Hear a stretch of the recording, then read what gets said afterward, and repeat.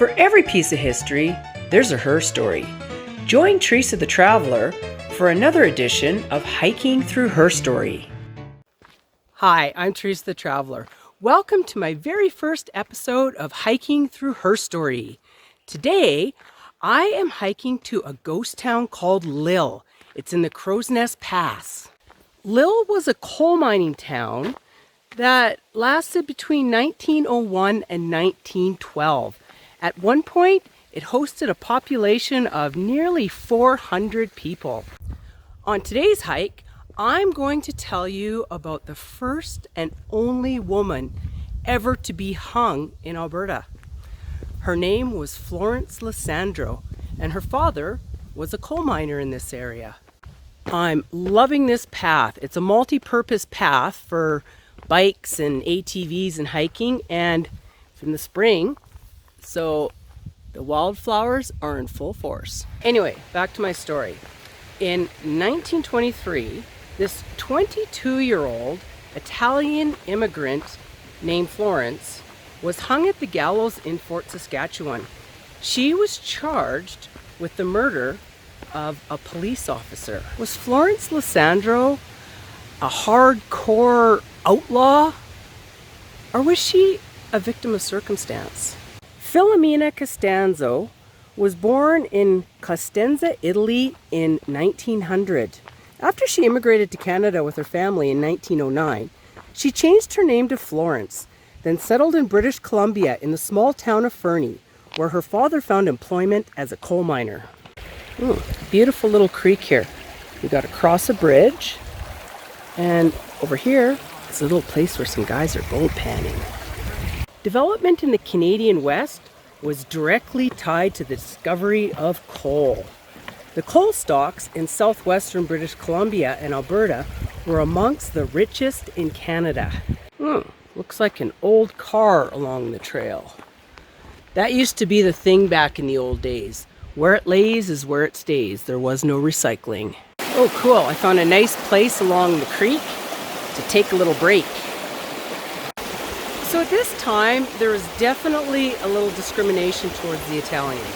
They were not considered the most desirable immigrants. That would be the British and the Northern Europeans and some Americans. But they were very hardworking, enterprising, and a lot of them opened up their own businesses. The Italians definitely stuck together at that time to support one another, and there became a large community of Italians in the small town of Fernie. Florence's family were part of this community, and in 1915, Florence's father arranged for her to marry 23-year-old Carlo Lassandro. Florence was only 14, and now she was a wife. Florence and Carlo soon found employment with a friend of Florence's father, Emilio Picariello. Picariello? So they got jobs with Emilio, and Carlos was a traveling salesman who sold cigars, and Florence was a waitress. Okay, the trail goes uphill a little bit. It's pretty rocky, so definitely gotta watch your footing. Florence and Carlo's new boss, Emilio, was quite a colorful character. They called him Emperor Vic. He was a well-known businessman in Fernie. Emilio Picariello was born in Italy, and in 1899, he immigrated to the United States. In 1902, at the age 20, he immigrated to Canada, where he lived in Toronto and worked as an electrician and a laborer, just long enough to earn the money to buy an Italian grocery. In 1911, he and his wife Maria moved to Fernie, where Emilio was offered a job to manage a macaroni factory. Macaroni. I like that word. Anyway, he later went on to open a cigar factory and employed local women to roll cigars.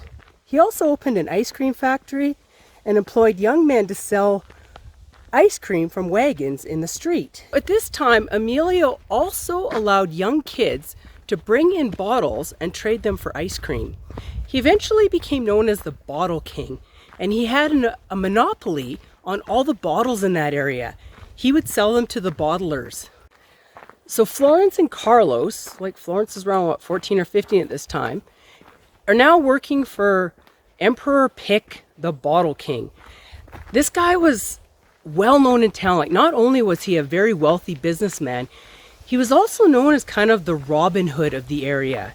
He would give food to the poor people at Christmas time, and he also supported the families with food during the miners' strike.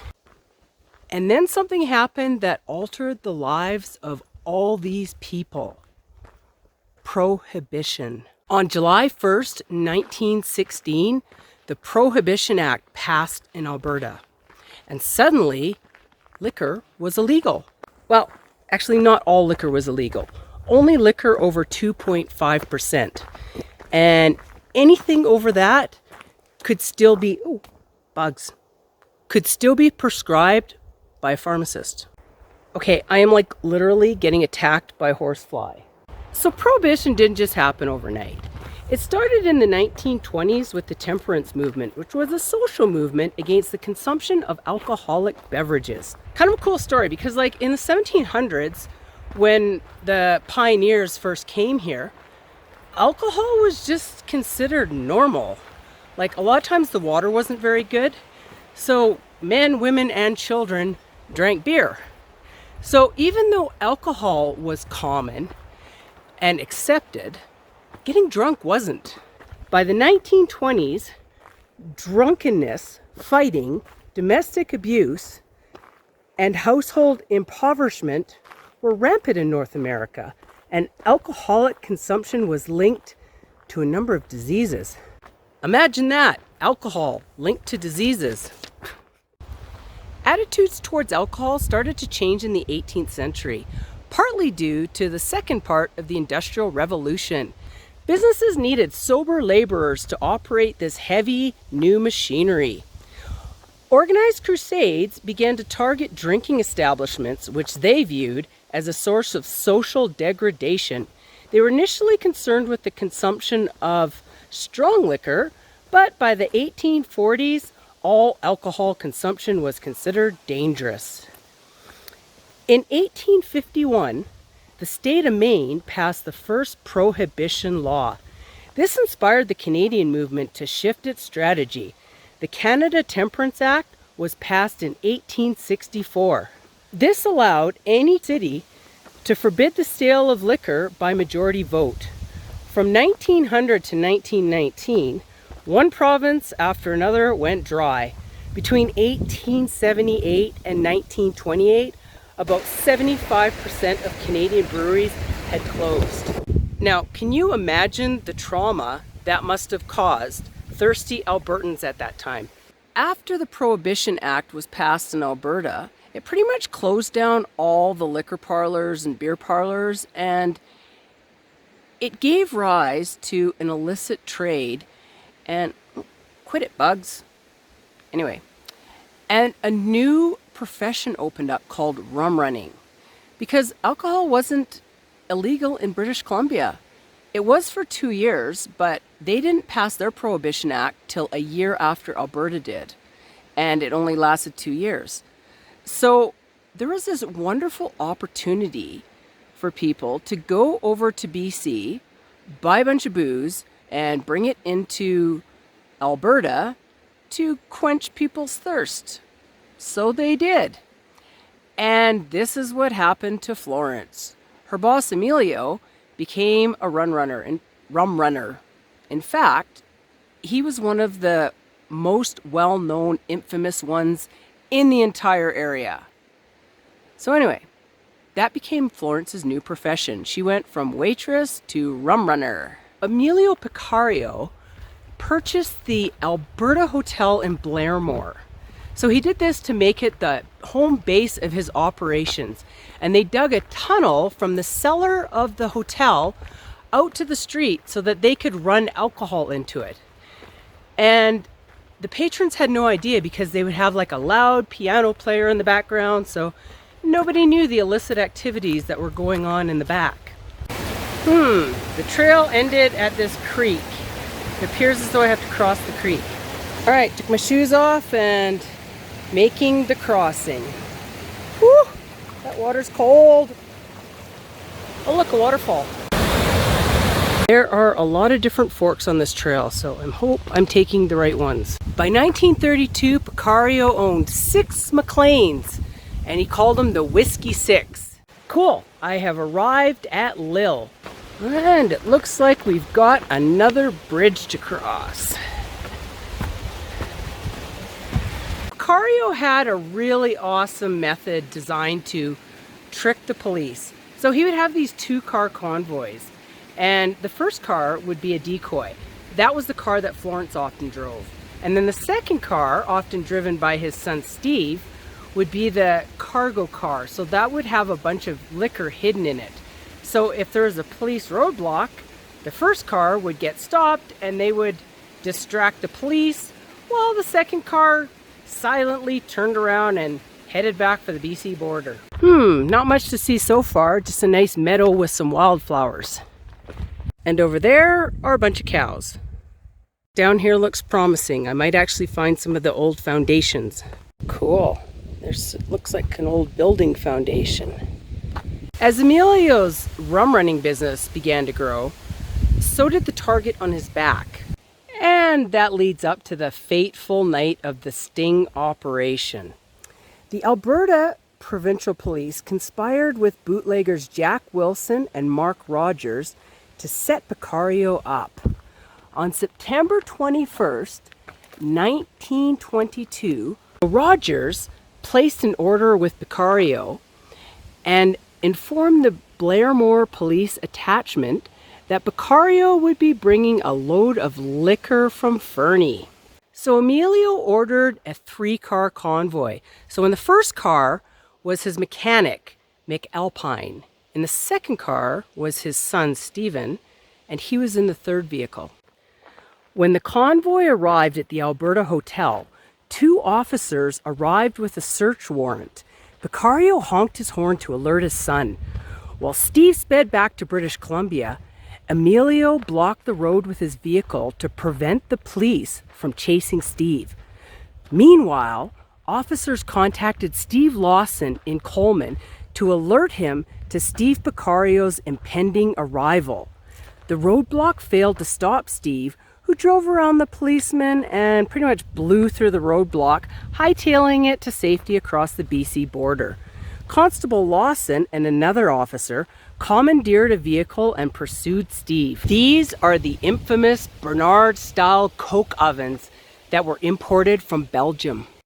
These were used to produce coke, and not the kind that fueled the Industrial Revolution. So this is where the story kind of starts to go south. So Constable Lawson commandeers this vehicle with his other officer. They're chasing Steve and they fire a warning shot to tell Steve, hey dude, stop. Steve doesn't. So they fire another couple shots and one of them hits Steve in the hand. Steve is not fatally injured. He's just got a sore hand. It's been shot. And he's heading back to the BC border. This is when the story gets really tragic. So that night, Picario is in Blairmore and he catches wind that his son got shot. And he actually believed that the son was dead, goes one of the stories. So anyway, he and Florence, apparently he took Florence along because he didn't think that he would get shot if he was with a woman. Anyway, he and Florence go to confront Constable Lawson at the Alberta Provincial Police Barracks in Coleman. So when they get there, Steve Lawson comes out unarmed. And this is when the story gets kind of weird. So there's 3 different scenarios of what happened. So one of them is that Steve and Emilio got into a heated argument, then an altercation, and Constable Lawson was choking Emilio around his neck, and then Florence saw it and she shot the policeman to save her boss. Okay, another theory goes that they had an altercation, and as the constable was walking away to maybe get his gun, Emilio shoots him in the back. There's a third theory. So in the third theory, that's like the grassy knoll conspiracy theory, is that during this physical altercation between Emilio and Steve, a shot came out from the alley, and nobody knows where these shots came. Whatever the sequence of events, 42-year-old Constable Stephen Oldacres Lawson was shot and died in the street in front of his daughter Pearl. Picariello and Lassandro hopped into the car and fled the scene. They spent the night in an abandoned shack in Blairmore, then separated. They were each captured and charged with murder the following day. The trial of Emilio and Florence took place in an Alberta provincial courtroom in Calgary, actually, in 1922. So Lassandro and Picariello decided to get tried together because they figured if they were found guilty, the chances of getting capital punishment were pretty much slim to none. There had been no female ever prosecuted and hung in Alberta. It had been 2 decades since the last woman was hung in Canada. In fact, since Confederation, only 4 women had ever been hung in Canada. Neither Picariello or Lassandro actually testified at their own hearing. Their counsel was hoping that contradictory evidence would confuse the jury and they would let the 2 off. After a 6-day trial, they were found guilty and sent to the prison in Fort Saskatchewan, awaiting the gallows. So at this time, it wasn't like they just had gallows around everywhere. They actually had to specially construct the gallows at the prison, and I'm pretty sure that Emilio and Florence heard banging of nails, and maybe they even saw it being built. As her execution day approached, Florence started hanging out with this priest, and she ended up writing a letter to the Ministry of Justice, I believe it was, saying that, hey, even though I can originally confessed, I think to a police officer or someone, I don't know, that she had shot Corporal Lawson, the truth was, she said she didn't actually shoot anybody and she wasn't even sure how it all happened. She said she was afraid of guns. She only said that to protect her boss. On May 2nd, 1923, Picariello and Lassandro went to the gallows. After a breakfast of bacon, eggs, toast, and coffee, Picariello walked to the gallows accompanied by the warden, the sheriff, 3 guards, and a priest. The 47-year-old Emilio stepped onto the trap. His last words were, "You are hanging an innocent man. God help me." Moments later, Florence was led to the gallows. Her last words were, "Why do you hang me when I didn't do anything? Is there no one here with any pity?" No one answered. "I forgive everybody," she said, and then poof, trap door opens. Died instantly.